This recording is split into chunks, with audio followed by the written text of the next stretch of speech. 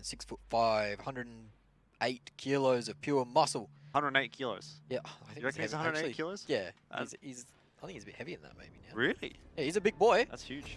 He paid me to read that out, so thank you. Pay up Daniel. merit, and I'll have some cash on the side as well for facilitating. That'll be a few beers for the Washing J boys after the game, I reckon. Yes, indeed. Okay, here we go. Could be the last map that we see Athletico in for this season of Overwatch Contenders. They'll be desperately hoping that that is not the case. Once again, they'll have to deal with Sign, though, on the Hanzo, and that has been a real thorn in their side. They are running the same strategy they employed on Anubis with those 3 combination ults. They're just looking to win one fight here and get the point cleanly. They didn't manage to use those ults very effectively on Anubis. They managed to combo the tank ults instead. So hopefully they can get a bit more value. Passo. As he overextended it a little bit there, it almost looks like it does just get out on 200 HP, but it's never fun to see, you know, HP go down to half, and what is that from Sign? Wubo just dives straight into a headshot. It was totally intentional from Sign, a very skilled player. No, he had no idea Wubo was coming up there. He was just shooting an arrow out, and Wubo decided to catch it with his mouth. Yeah, the Trigger team could maybe take a leaf out of his book, because things not looking too great for them either. Regardless, it's a good fight for Order to win. That's a nice flick again from Sign. I mean, wasn't anything special, but every single time I see him shoot an arrow, it's connecting. Every time he's on camera, he's popping off, so good work from our observer team. Different from what we've seen in the last couple of weeks when he's on Widow. Yeah, I don't know what's been up with him. I mean, his Widow play is usually the hallmark of him. He's usually picked for his Widowmaker play. It's so exceptional, but this season he's been very off the mark on that Widowmaker, and Hanzo seems to be his go-to. Just in time, too, as Hanzo to come around meta. A lot of ults on the side of Order here, ready to go. This is going to be a difficult fight for the side of Athletico. Well, the Maywall goes up. Sign. Does he have some backup here? Doesn't really matter. We jump back over to Wubo, who's looking to build his Dragon Blade up. 99%, and it's just 99% too late. 100% too late. I'm guaranteeing you, it's too late. I think you might be onto something there. Hasn't been able to get anything done in that fight.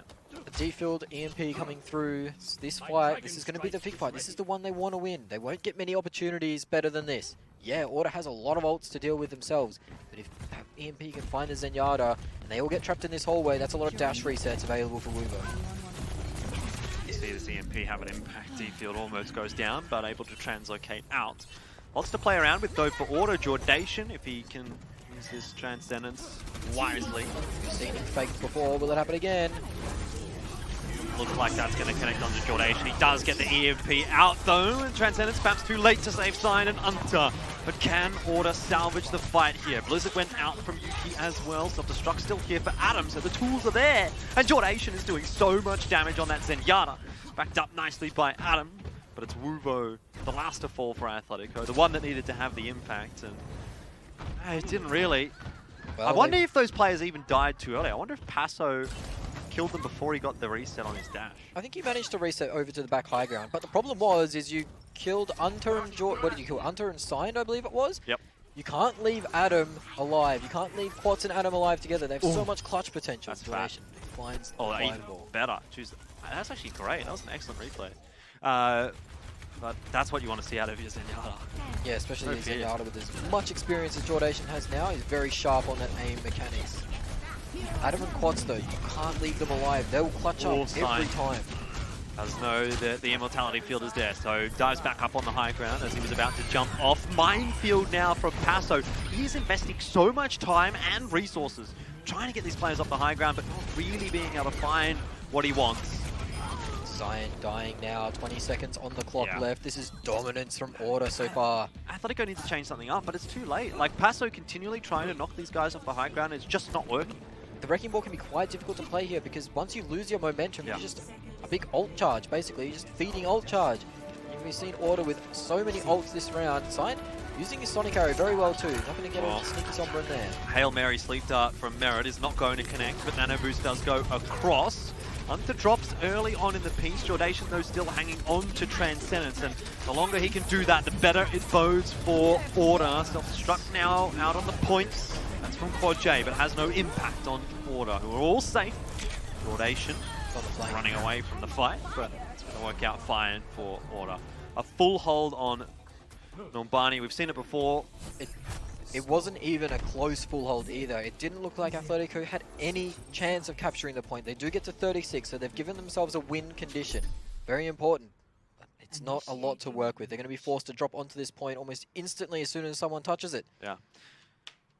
Well, the benefit is that Quad J does like to play Diva, so it's not like we don't have at least a good contest on the point from Athletico. It's not like, you know, in some compositions we've seen in the past, the bunker compositions being one, particularly when you don't really have a Diva or a Winston or anything to jump down at the point. Once you go on the point, you have to commit to the point. But for Athletico, they will be able to sort of dance up and down as necessary, particularly if Pasto continues to play Wrecking Ball, though I'm not sure that he'll want to on the defense here. I think you're more likely to see an Orisa or a Winston for the first time in what feels like an eternity now. I think they might have missed a trick or two with that Wrecking Ball pick. It didn't seem like he got anything out of it. It seems like he went into Disruptor on the higher ground or the back higher ground, but the way the order stack was lined up is the only time he got value was with that big Nano Blade fight. Yeah. And that could have hurt them more than helped them with the way that worked out. Very well done from Order to split up and identify when those ults are coming out. We saw it in the previous series with Sydney Drop Bears, where they, Warriors, where they split up their players very well when the EMP was coming through. So he had the choice, getting the back line, getting the front line. He chose the back line, and then the front line from Order managed to get the trade kills, and that was the end of that story. Adam is an absolute machine, monster on Numbani first with that Diva. Well, is it time for Order to secure themselves another semi-final position? They've never missed out on semi-finals, the core of this roster. But they have missed out on grand finals, that is for sure. Missed out on a couple of them. Does not look like a semi-finals is going to go missing for Order once again. Interestingly, the same storyline for Sydney Drop Bears, having secured a semi for themselves as well. In fact, Sydney Drop Bears have been in every grand final up to this point. Sign has taken Merit out instantly too. The barrier comes up. That means there's not going to be much value here. Weaver's not going to be able to find the kill, but he's got an angle. So very low. The res comes back across onto Merit. Weaver's the one that you're looking to do the damage. It's a nice hold and straight into an arrow from Sign. Good combo from Quats and Sign. Order making the magic happen on point A. This is going to be an anticlimactic finish to the series smash, but it will be Order once again that are going to secure their place semi-finals, as Signed has already figured it out. It's over. Merciful too, letting Quad J live long enough to kill Jordation. So Jordy goes down, that's his stats worsened. But Order cleaning up, and they looked surgical too. They looked exactly like they have been of old. It looks like the Order of old, where they're playing around ultimates very well. There's obviously big thinking and big planning going into every single point of every map. So that's worrisome signs if you're ground zero or even their grand final opponents if they make it that far. Yeah, maybe some reinvigorated hype for Order as we will head into semi-finals next Sunday, but Order's looking good. Well, we've seen our 2 quarterfinals now, and we know what our semi-finals are looking like. What's your bets for Melbourne Esports Open now? I still have to go Sydney Drop Bears Order. I mean, that has to be the semi-finals I'm looking at. I think Ground Zero and Mind Freak have had exceptional seasons. They've probably overperformed. I don't think they've overperformed. I think that the teams that have underperformed in Warriors and Order have let them take that how about opportunity. this? Ground Zero and Mind Freak have exceeded expectations. They certainly have exceeded expectations, and I think there'll be some very happy players on their rosters, but they've got a taste of victory now, and they won't want to give it up. And maybe, next week, yeah, maybe very sad after next week. I mean, we're talking. It's so funny to predict the quarterfinal teams to be the teams that would go through to the grand finals.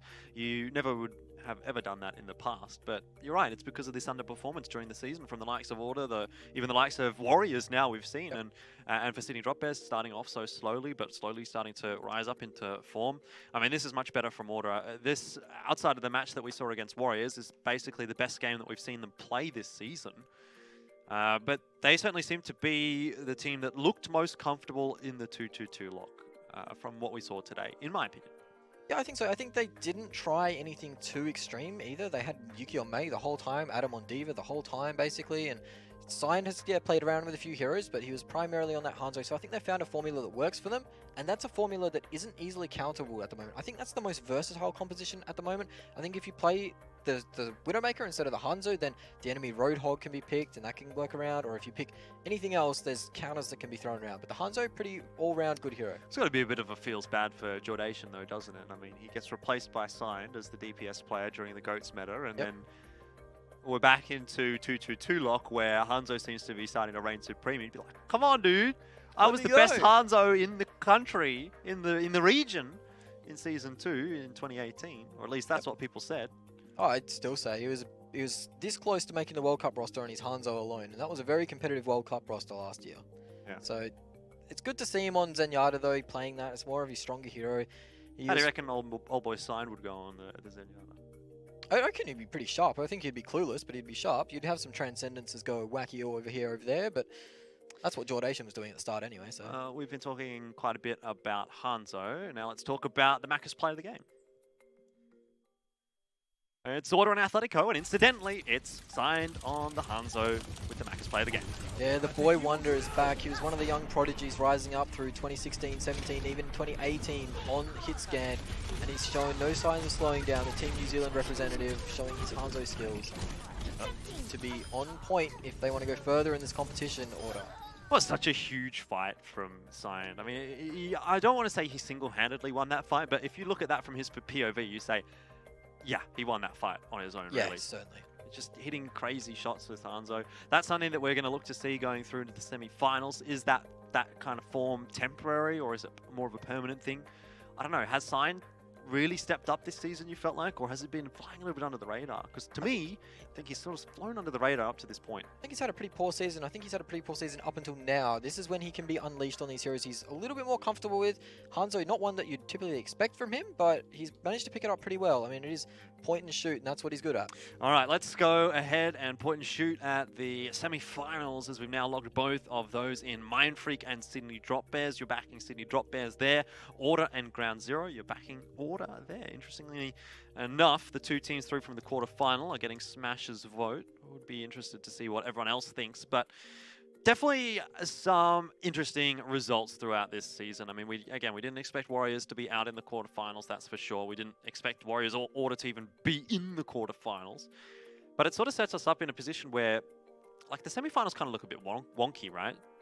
I don't think we've seen a semifinals that's looked like this before. I think this is probably one of the most stacked semifinals. I mean, even last year we had some pretty stacked semifinals with the Warriors versus Order game. We thought that could go any way. Yep. Warriors were playing lots of DPS, well, formerly Blank Esports were playing lots of DPS, and it could have gone anyway, but they ended up swapping to GOATs and kind of falling apart. This could be very close, and Melbourne Esports Open,